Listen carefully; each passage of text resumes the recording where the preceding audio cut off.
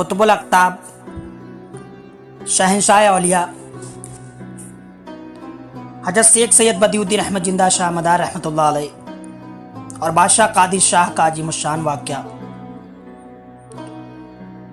काजी साहबुद्दीन दौलताबादी भी आप ही के हम असर थे। एक ख़त के ताल्लुक़ लोगों में बहुत मशहूर है कि यह ख़त शाह बदियुद्दीन जिंदा शाह मदार ने काजी साहबुद्दीन को लिखा था और जो कुछ शेख सिराजुद्दीन सोख्ता के मुतालिक लिखा गया वो काल्पी के बाद फजला में मनकूल है।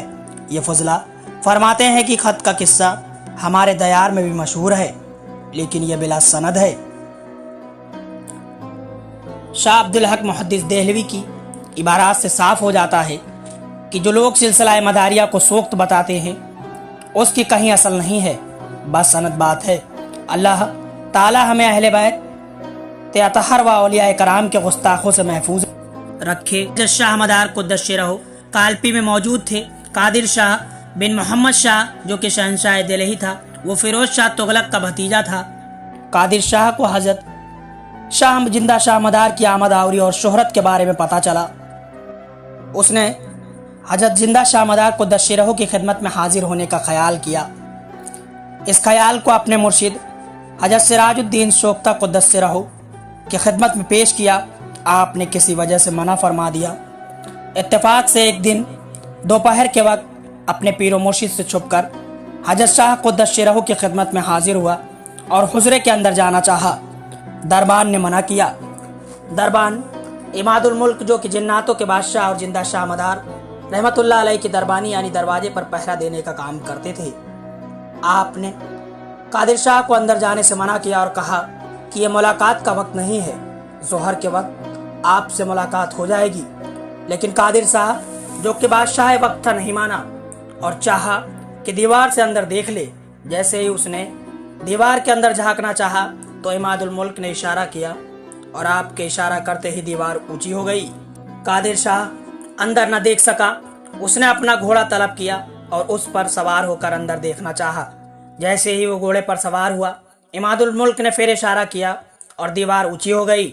इस बार उसने हाथी को तलब किया और उस पर सवार होकर अंदर देखना चाहा, लेकिन इमादुल मुल्क ने फिर इशारा किया और दीवार फिर से ऊंची हो गई। ये वाक़या देखकर कादिर शाह बहुत ही झुल्लाया और गजबनाक हुआ। वापिस होकर हुक्म दिया कि हमारी सल्तनत से चले जाओ। हजरत शाह मदार को दश्य रहो रहमतुल्लाह अलैह फौरन ही उसके इलाके और उसकी सरहद से चल दिए और दरियाए यमुना नदी के दूसरी ओर जाकर कयाम किया। कादिर शाह के इस बेअदबी का नतीजा ये हुआ कि उसी दिन उसके तमाम बदन पर फफले पड़ गए। बेहतरीन हकीमों तबीबों ने इलाज किया, लेकिन कोई भी इलाज काम न कर सका। आखिर अपने पीर की तरफ रुख किया। हजरत सिराजुद्दीन रहमतुल्लाह अलैह ने अपना पैरहन मुबारक पहना दिया। उसी दिन उसी वक्त तमाम आवारिस यानी जो की परेशानियां थीं वो सब खत्म हो गई। हजरत शाह मदार को दश्य रहो को कष्ट के जरिए मालूम हुआ कि सिराजुद्दीन गज़ब इलाही का मुकाबला कर रहे हैं। आपके जबान मुबारक से ये आवाज़ निकली, सिराज चीरन सोख्ता यानी सिराज तो क्यों नहीं जल गया। मशहूर है कि आपके जबान मुबारक से जब ये कलमात निकले, शेख सिराजुद्दीन की हालत बिगड़ गई और बदन में सख्त सोजिश मालूम होने लगी। यहाँ तक कि इस तकलीफ से आप मौत के करीब पहुँच गए। उस वक्त आपने अपने मुरीदों को वसीयत की कि मुझे बगैर गुस्ल दिए दफन कर देना। खुद्दाम ने कफन और दफन का इंतज़ाम करके गुस्ल का इंतज़ाम किया और यह ख्याल किया कि बिना गुस्ल के दफन करना शरीयत के खिलाफ है, लिहाजा मशवरा किया गया। एक शख्स ने कहा कि पहले शेख की उंगली पर थोड़ा पानी डाल कर देखो, मालूम हो जाएगा कि शेख ने किस वजह से गुस्ल के लिए मना फरमाया है। लिहाजा उंगली पर कुछ कतरे पानी के डाले गए। उंगली फौरन ही खाक की तरह धुल गई। उस वक्त लोगों को समझ में आया कि किस वजह से शेख ने मना फरमाया था और बिना गुस्ल के आपको दफन कर दिया गया और कादिर शाह के सल्तनत में भी खराबियां पैदा हो गई। इस तरह दोनों मुर्शिद व मुरीदीन बगैर गुस्ल किए दफन कर दिए गए। इस वाक़ये से सिराजुद्दीन सोख्ता के नाम से मशहूर है और काल्पी में उनका मज़ार मुबारक है और हज़रत शाह बदियुद्दीन जिंदा शाह मदार रहमतुल्लाह अलैह का चिल्ला भी काल्पी में ज़ियारत वो और खलाइक है। वहाँ से भी करामातों का ज़हूर होता है। असरात वाले लोगों को असरात दूर हो जाते हैं। असल ये है कि एक वली अल्लाह की नाराज करने से जलाले खुदाबंदी का ज़हूर होकर तकलीफ देने वालों को सजा जरूर मिल जाती है, चाहे वो ना चाहते हो कि किसी को तकलीफ पहुंचे।